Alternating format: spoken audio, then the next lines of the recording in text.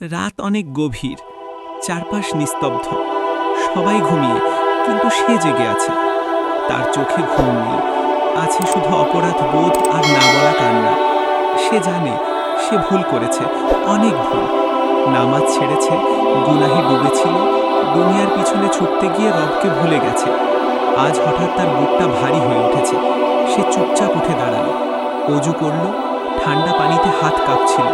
মনে হচ্ছিল এই হাতে তো কত গুনাহ করেছে।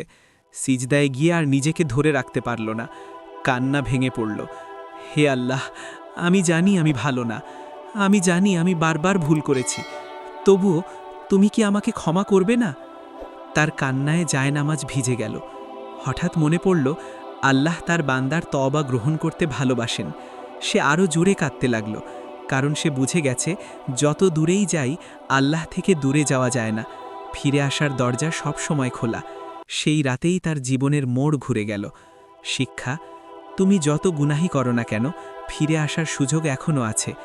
আল্লাহর রহমত কখনো